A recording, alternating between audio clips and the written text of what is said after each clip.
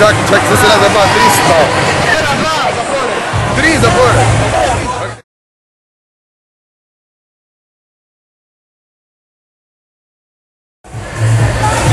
Kljub težkim pogojem, večina v dvorani smo tekmo začeli odlično v obrambi. Imeli par lahkih golov iz pol kontre, spet naredili lažjo razliko in smo lažje zaigrali naprej.